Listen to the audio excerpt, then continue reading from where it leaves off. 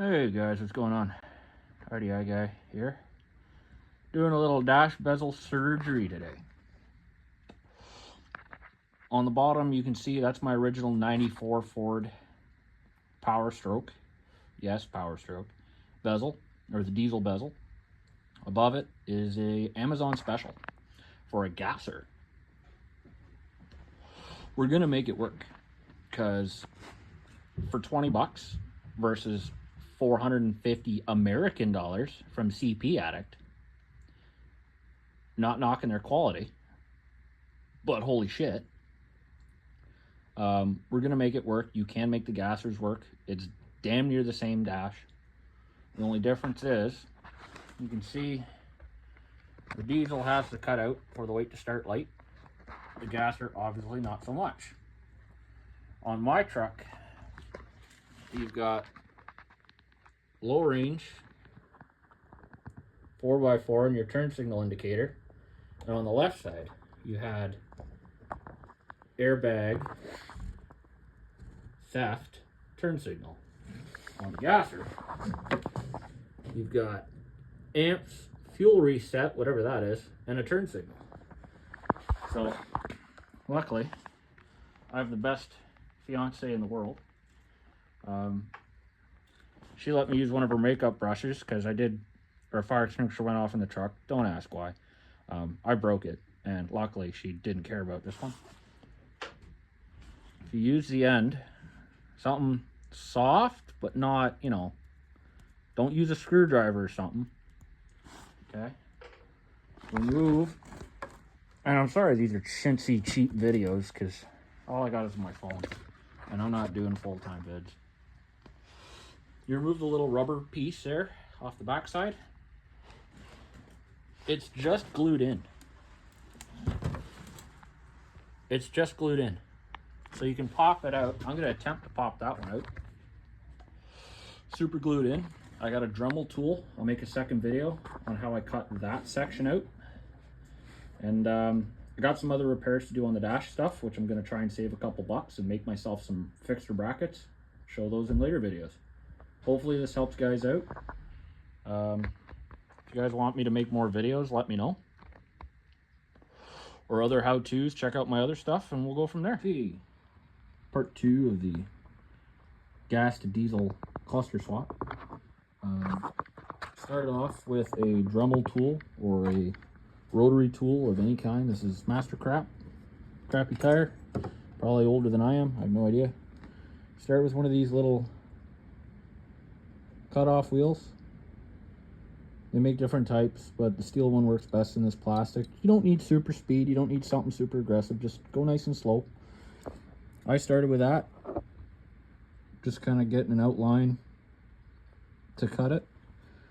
And then you're going to use one of these, see if I can get this without shaking too much.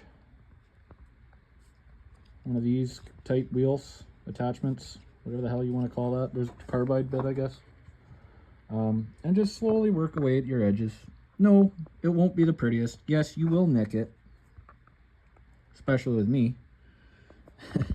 But you work away at it. This is an old one that's broken. I mean, it works, but it's just the mounting tabs are busted. And,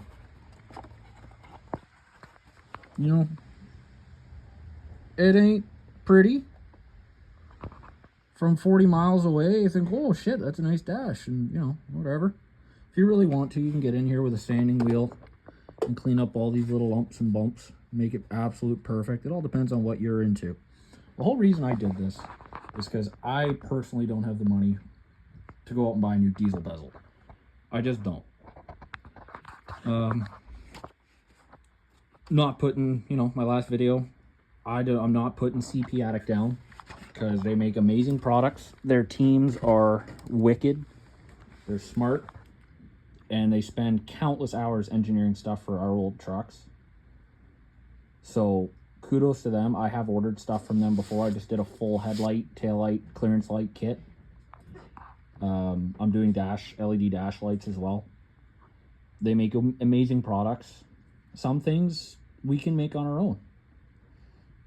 There are certain things where it's like, you know what, screw it. Rather than spend 40 hours, I'm going to buy the product that Someone has already spent the engineering and the time to create what you want to do. My situation right now, this is easier for me and I'm happy with the outcome.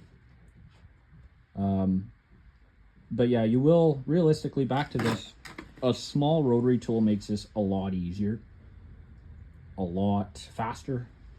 I'm sure you could, you know, if you're watching this, you're probably trying to figure out how to save a buck. As you can see, my old dash, the buttons all broke, or the little mounting holes. That's, I don't know what that is. That's somebody did that on their own. This is my old cluster here. Right, somebody's been in here and messed with this before. A lot of stuff's broken off, mounting tabs are missing. So for me, it's just I needed a new one. My previous video I mentioned getting these off. So on these Amazon specials, they're barely held in. On this side, these end pieces weren't even glued down. It was just the center section, a light push, the thing came off. So you can see that here, right? That was the Amazon one. This is my original one. And you can see, focus, theft, airbag, turn signal. I'd rather put it back to original. So for that, I'm just gonna use like probably super glue. Bring this dash bezel inside, glue it in. I've also got some, you've probably noticed here, all this sticky stuff. Truck had like a burlwood kit on it. It's got it on these trim pieces here, as well as the big one that goes across the passenger side. So I think just some kind of two-part epoxy to get that back on here. It's probably, I don't know, I'll figure it out. I don't have a before picture of the dash, obviously, but, well, I mean, aside from this, what it used to look like, but, then that's pretty much the whole thing.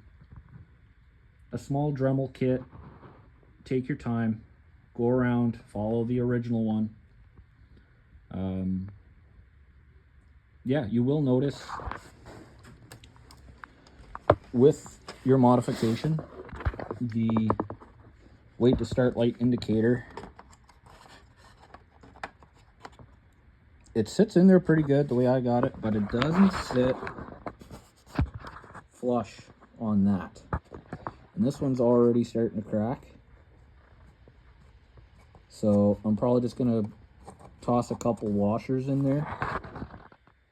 But it matches up perfect. For a cheap Amazon special, it matches up perfect. Take your time, go slow. And yeah. Hey guys, part 3. This is the old wait to start light indicator. As you can see, it's kind of broken. The nice part about these gasser gauges, or gasser gauge bezels, is you get a bit of plastic when you cut it out. And if you're like me and you've got 2 of these that are both broken, you use the bit of plastic that you get for free. It's pretty thick stuff. Sorry, I'm shaking. I'm freezing cold here. It's easy to work with your Dremel or your rotary tool or whatever you got. So I was planning on just using a rectangular piece and kind of figuring out somehow to attach it, but then I had a cut piece. It works perfect. This way it's going to give you a little bit more on the side to grab onto with your adhesive. What I did on this was I trimmed this back a touch and got it to line up. I can't show you because I've only got 2 hands and I don't have any special vices or anything to hold it. I'm just really not that smarter in the mood right now. But essentially this is going to go in there and sit flush against that. Those pieces there, JB Weld. Now holding this with my hand, I used the hand on my right hand, and I kind of guesstimated the hole for the screw. keeping the entire module here kind of squared up and centered, and holding this in place against. I think I did all right. You know, drill it out to your factory hole. So, or the screw size, I should say. What I'm gonna do on that one is, once I get this done and everything's screwed in, I'm gonna take some JB weld and go around the edges of these, because as you can see over the years, they tend to explode because they're not happy. So, like this one, you know, both of them are broke. My fuel light, somebody, you know, screws came out of this no problem, but somebody did glue it prior and it exploded. Now they do have the weight to start and fuel selector valve bracket repair kits out now. I find that's more for in this situation, when your bezel's butchered. Not so much when your weight to start module or your fuel level sender are butchered and done. I find those are going to break well before this does. That's just my experience. I did glue this. You can obviously see it. The new, or the old one on there. This Gorilla Glue that I got, this stuff, it does have a pretty good hold, but it does expand, and for whatever reason I find it tends to almost like aerate when it dries, as you can see. It expands, it says 3 times, or up to 3 times its original, you know. So if you're gonna do it really lightly. I tried to get it as light as I could, but obviously not enough. I'm probably just gonna use a bit of black Sharpie. This is my personal truck. I'm not doing this to sell it. So, you know, little secrets that I'll know about it makes it mine, I guess you could say. Oh, it's not gonna look nearly as good as the other side, but hey, it's there. I'll just use a bit of black Sharpie and color that in to make it blend into the dash. When you're driving at night, you're not going to notice it. And most of the time when you're driving, you're not looking at your, you know, I mean, you are looking at your gauges because you drive an old Ford, but you're not staring at them constantly. You're also driving. So yeah, I will update you maybe one more. Okay guys, this is another part of the dash bezel surgery.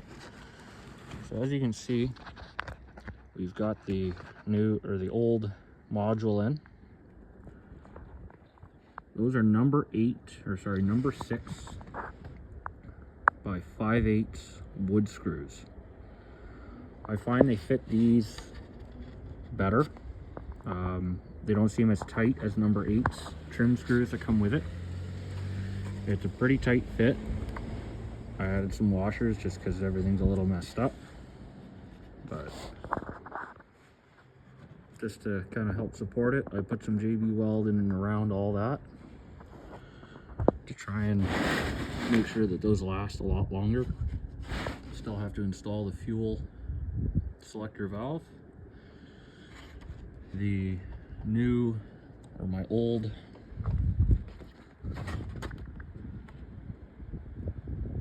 indicator panel is in. Can't tell, but there is a turn signal indicator and theft there.